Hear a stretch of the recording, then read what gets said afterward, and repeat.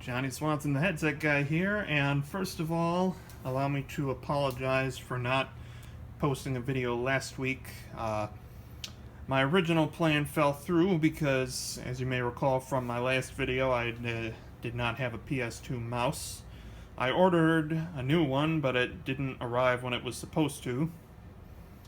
So, with that in mind, and then also, I tried to, the backup video that I had in mind also fell through because of recording issues with my recording software, and user error, honestly.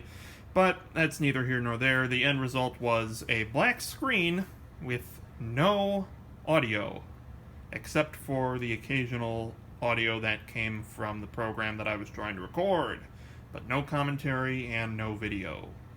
So that wasn't entirely helpful. And then I tried to cobble something together, and I wasn't happy with the end result, so here we are. Today, earlier this week, I received this mouse from eBay. A Microsoft IntelliMouse. It's a ball mouse, and it has a wheel. Now, I just realized that I forgot to make the, I forgot to make a disk for the IntelliMouse drivers, the IntelliPoint drivers, I should say. But that's neither here nor there. Because I don't think that they would work for what I'm trying to do anyway. Because I had the Compudyne here again. Now, don't you worry. I still have the Packard Bell Legend 822 CDT, and it still works fine. In fact, that's the computer that I used to test the mouse on to make sure that it worked. But I'm not going to make a video about that today. I'm going to make a video about that next week. And why is that, you may ask? Well, look at the date for what next Saturday is going to be, and you might be able to tell. You might be able to figure something out. Anyway, as I mentioned, the Packard Bell Legend 822 CDT, originally from the seller, came with a second hard drive, which I did not need, but I decided I would repurpose it for the Compudyne. You see, I'm not exactly happy with the current Windows 95 installation that's on the hard drive that was in here. Let me adjust this. This is, oh, it's just, I guess that's just how it is. It's just crooked. Anyway, I'm not entirely happy with the install of Windows 95 that was on here. I kind of messed a few things up with that. But at the same time, I don't want to wipe that hard drive because it's got so much sentimental value to me. So what I decided to do was just pull that hard drive out of the Compudyne. It's currently in this box that I have of other hard drives, and 2 hard drives laying on top of it because I ran out of room. Anyway, so I downgraded from a 2 GB hard drive to a 1 GB hard drive, which for my purposes is fine. Now, for those of you who are asking why I didn't go with a compact flash to IDE adapter or an SD to IDE adapter, I have a few reasons for that, but the biggest reason is convenience. You know, I just find it a whole lot more convenient for my own purposes because I don't transfer a lot of files from older computers to modern computers, or modern computers to older computers. I just find so much charm in disk swapping and what have you. So, but for my purposes, just having a regular hard drive in here is fine. Anyway, so I have a plan. And my plan is, because I don't like disk swapping that much, to the tune of 4 disks for MS-DOS and I think 10 for Windows 3.11, and most of my floppy disks are bad anyway, what I decided to do was I made a custom boot floppy here with a batch script that will extract the necessary files from this Acer CPR CD. Now, the reason I'm doing it that way rather than running the ds.gener.ic1 is because by doing that, it would create a system that will boot to DOS but not Windows, because based on the archives that it extracts, there's one archive on here that I can't get to extract on anything, no matter what image I try. And I've tried a bunch of different ones that I didn't even, like, see on there. So there's just this one archive on here that nothing will extract, and that's the one that's necessary for the generic images. And it doesn't extract that one, it extracts the universal one, which not only contains duplicates, but does not contain win.com. And the one that it's supposed to extract for those generic ones does. So, I tricked it a little bit. I created a batch file, which I placed on this custom boot floppy here. Oh, and yeah, it has some bad... It has a bad track 56 head 1. Or bad sector, bad head, whatever it is. Track 56 head 1 is bad on this thing, but that's the only one that's bad. So, the end result that I'm hoping from this is that by removing the partition, formatting the disk, and then running the script which will extract the archives,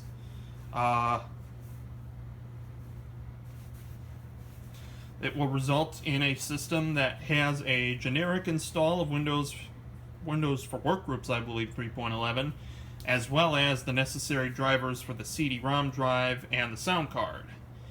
Now, it does not install the proper Cirrus Logic drivers, so for that, I actually have a set of disks that I created.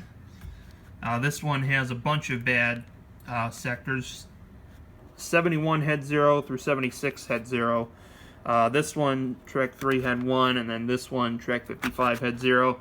But we will see.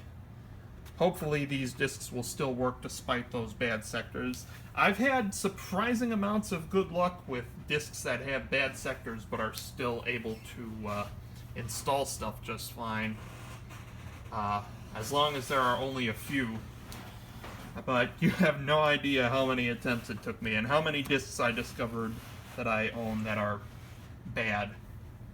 Like, I had a bunch that were like track 0, head 0, and then it just went downhill from there. Yeah, it's not fun. So anyway, enough with the backstory. You're here for a video. So let's turn on my TV, which functions as a monitor. And let us power on the Compudyne. Oh, one other change that I made that I forgot to mention is, while I had the Compudyne open, I decided, let me just put this in here so I don't forget, I decided I would change some jumper settings on the sound card so that the audio output would be line out rather than speaker out. So let's see, fixed disk 0 is 1007 megabytes, which is exactly what I wanted. Starting MS-DOS,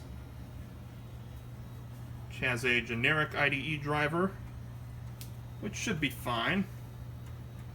Oh yeah, and this is, it's not going to show, oh. Yeah, so this is, it's not going to show the full screen because the resolution is kind of out of spec for this television. And I just realized that I messed something up on my script. Plus, this is going to be kind of hard to do single-handedly, so I'm sure most of you have seen the fdisk and format processes before, but just in case, I'm just going to tell you what I'm going to do with this.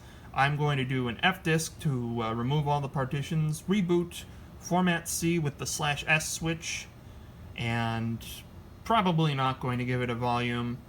And then I will run the script that I made, which is Compudyne without the E at the end, .bat. And the reason for that is because it's got to be 8.3 because this is DOS.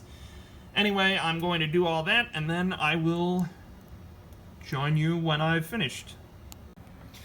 Yeah, so I don't have a tripod. Also, it turns out that the partition that was on here already was already a primary DOS partition, so I didn't even have to remove that. I just had to format it, and there was an error creating the recovery file, so the disk can't be unformatted, which is fine. Didn't give it a volume. Then I had to edit my Compudyne.bat.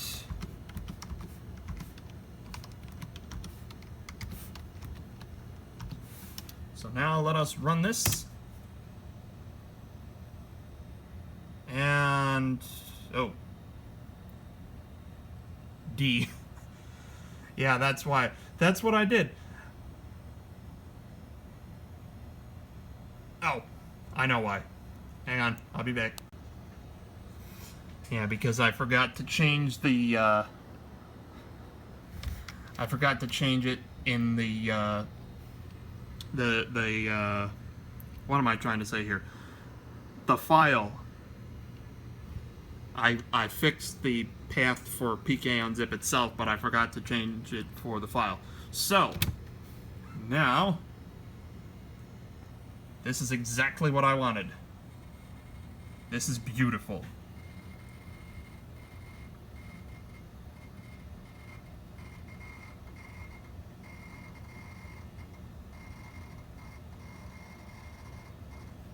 Listen to that hard drive clicking away.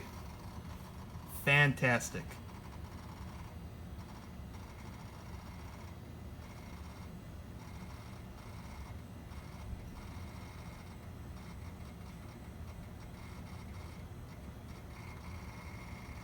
And yes, that's normal clicking, but it's writing a bunch of files.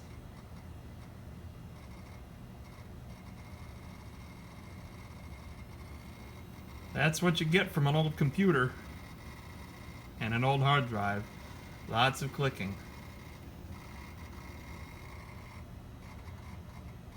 Oh, I love it.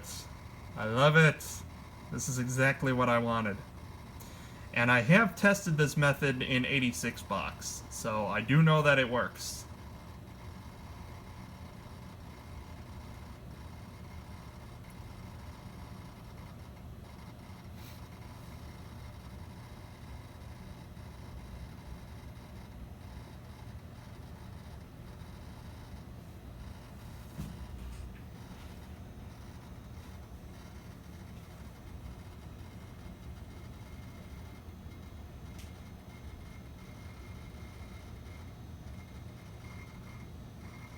This is going to take a while, so I will be right back. Alright, so that didn't take as long as I thought. Let's do Control-Alt-Delete to reset this thing. Oh yeah, and I also changed the position. I'm going to have to keep doing that, I think, because this TV is limited in its customization, error loading, operating system options. That's not good. Okay, let me do some troubleshooting. Alright, so I couldn't figure out what the issue was, so what I'm going to do is I'm just going to try a I'm going to try an Acer branded installation on this one. It's not going to be exactly authentic, but it works. So we're going to rebuild drive. Yes, I'm sure I want to continue. Yes, I agree. And the image that we're going to use is AA600.001.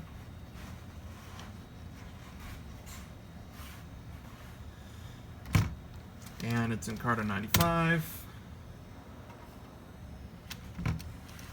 Alright. Acer CPR is about to repartition, reformat, and restore your hard drive to its original factory condition. This process may take up to 30 minutes. After the hard drive is repartitioned, your computer may reboot. This is normal behavior, and the rebuild process will resume automatically after reboot. You will say OK. It's going to delete the partitions. I wish there were a way to adjust the horizontal and vertical size on this TV manually. but unfortunately there doesn't appear to be. And believe me, I'm looking. So it's going to start MS-DOS. We can see the fixed disk 0 is there, 1007 megabytes. So, I don't know what was up with this before, but we shall see. CD-ROM interface setup driver. This is also good to make sure. Okay, very good.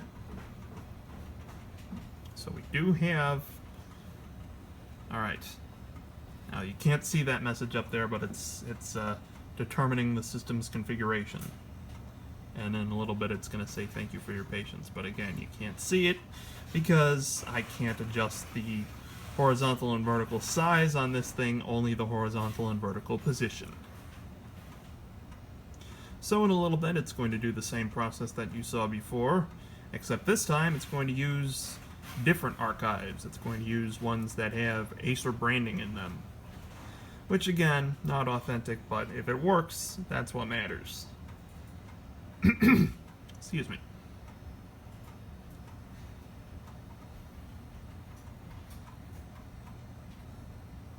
Thank you for your patience. Blah, blah, blah, blah. Searching, blah, blah, blah, blah. And in a little bit, it's going to start extracting. Well, actually, first of all, it's going to format.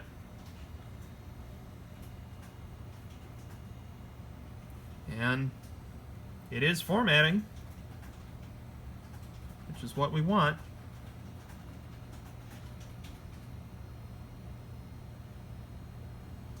And once again, this part is going to take a while. Once it starts extracting, I will be back.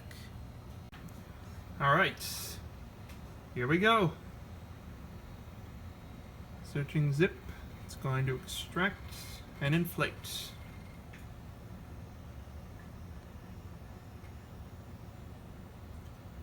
So, we shall resume. Alright, so, your hard drive has been successfully rebuilt. Your horizontal and vertical size have not been successfully set because this TV is stupid. So we will say OK. And we want to exit. Yes, we want to exit and reboot. Remove the diskette from drive A. That's done. Remove the CD from the CD-ROM drive. That's done. Okay. So now, let us see if we have a bootable system. If we do, awesome. If we don't, then I will have to do yet more troubleshooting. Starting MS-DOS. That's what we want to see. This is exactly what we want to see. So, I don't know what was up with that last thing.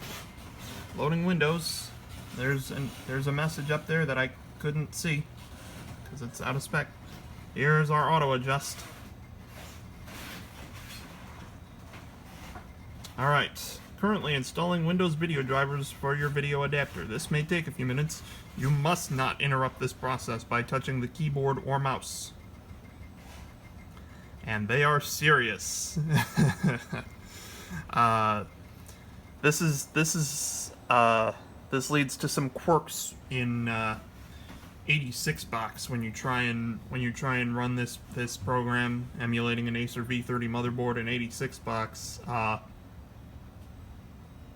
If you minimize 86 box while this is happening, or if you use another program while 86 box is running in the background, you will end up, after this process is done, with just a black screen, and you won't be able to do anything. So, they're not kidding when they say don't interrupt this process by touching the keyboard or mouse, because that counts as a keyboard press. That counts as interrupting the process.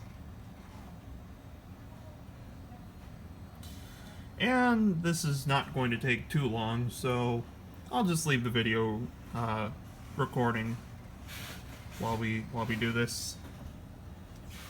I saw the numlock key flickering, which is interesting. With the numlock light. find that very interesting that that was flickering. Our hard drive is clicking away. Don't interrupt this process. And here we go. Just exited out of Windows and back in. And in a little bit, we are going to be welcomed. I'm gonna watch this welcome video here.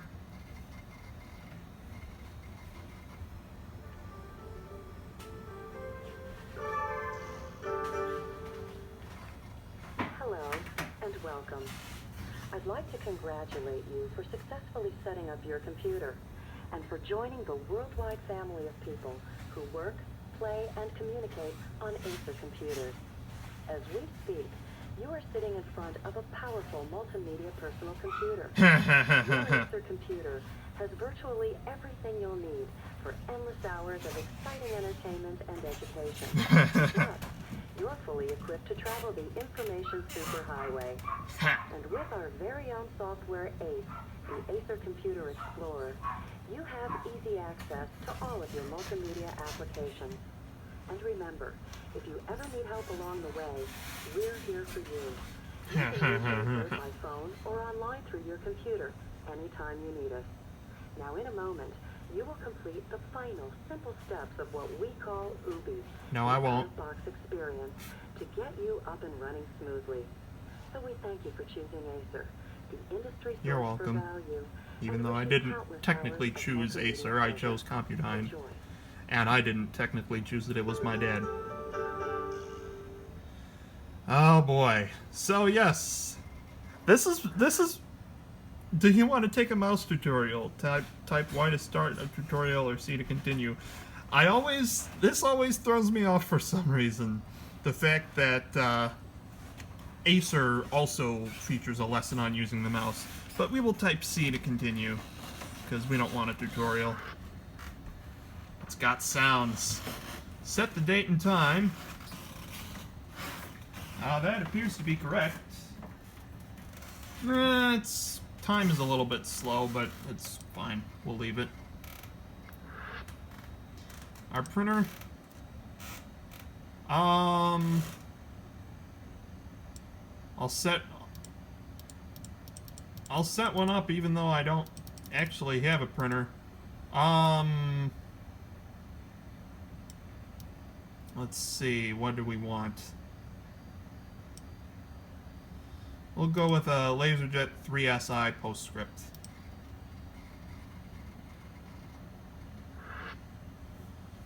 Okay, so register your computer. Registration enables you to receive prompt service under Acer's limited warranty and allows us to keep you up to date with new product information and software specials. Please fill out this page and click next to continue.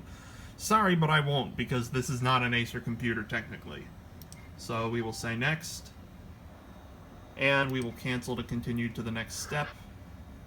And all of this stuff is none of your business, so we will click next. And let's see. Click on the send button to electronically transfer your information to Acer toll-free. The phone number is preset for you. Or click on the print button to print out your registration information so it can be faxed or mailed to Acer. If you don't have access to a modem or a printer, please call 1-800, that phone number, which is probably not in service. Don't actually call that number. We will say next. And we will disable powered up into action.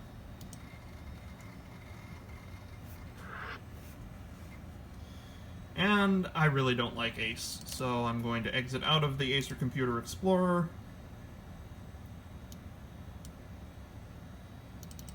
So now, we have a computer that is loaded with bloatware. Alright. Yeah, this is Windows 3.1, or Windows for Workgroups 3.11, actually. So, I don't know what was up with that generic installation before, because I tested it in 86 box and it worked. So, I don't know what's up with that, but we have this. So yeah. My Compudyne now has the sort of kind of OEM installation of Windows 3.11, even though it's actually Acer specific. Let's see. I wish I had a tripod, because a lot of the stuff that I want to do with this really requires two hands. But we'll go into the Acer Magic S20 Music Center. Why not? Open up a MIDI file, good old Canyon.mid. And this is one thing that I absolutely love about this computer. True OPL3 FM synthesis.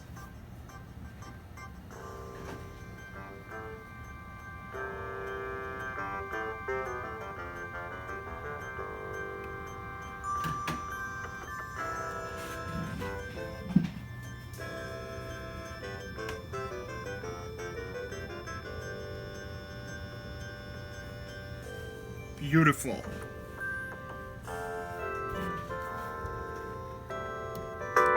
Whoa!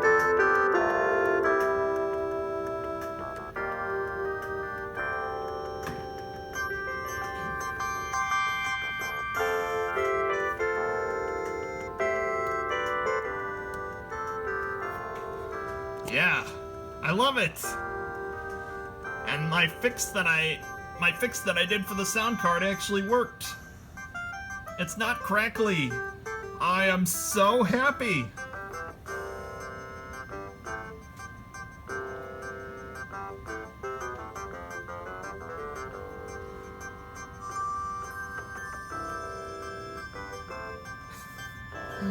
I took so long that the track up here changed to no disc. That's kind of funny.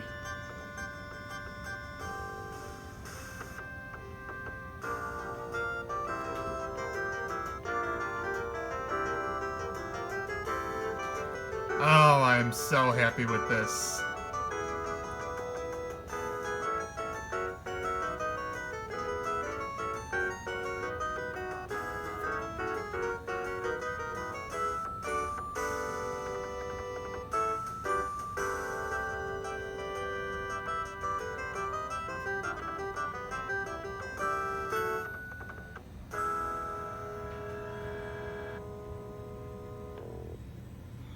Yes. All right. So, what I'm going to do now, I'm going to create a new program group, and I will call it, I can't type with two hands, so I'm going to put my phone, I'll try and prop it up like this. Yeah, there we go. And I'll just tell you what I'm typing. Disabled startup items. And it's going to be disabled.grp. 1, 2, 3, 4. Okay, good. So that fits in the 8.3. We'll say OK. And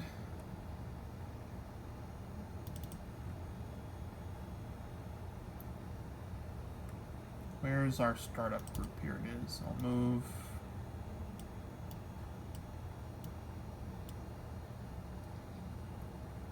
this into disabled startup items.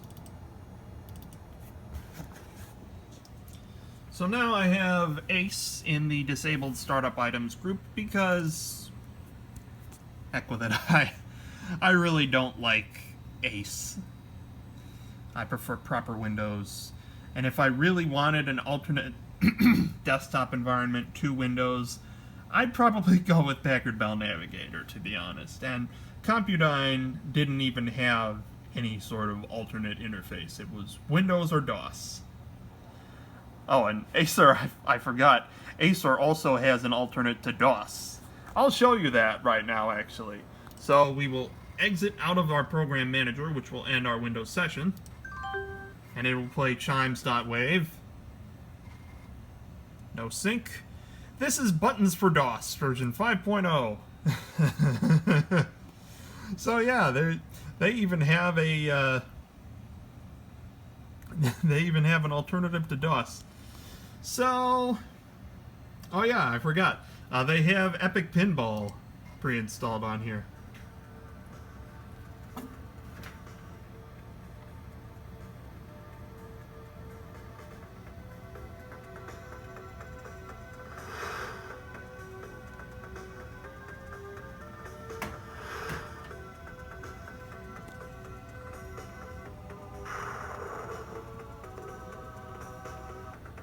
Doesn't exactly sound right through these speakers.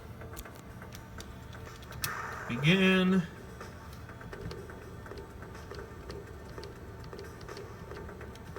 Really? It doesn't have Android? Toy Factory, Space Journey, and Pangea are the only ones here. They didn't go with the shareware version because it doesn't have Android.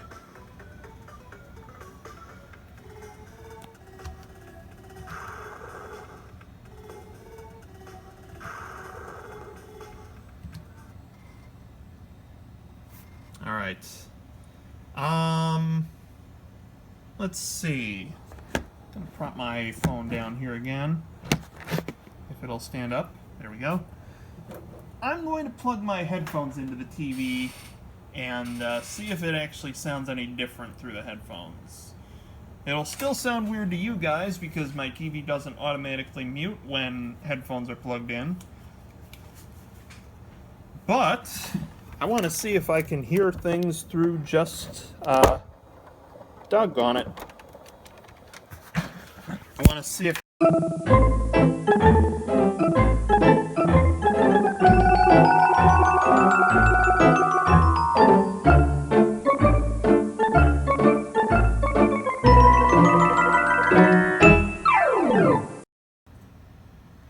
I wasn't recording any of that.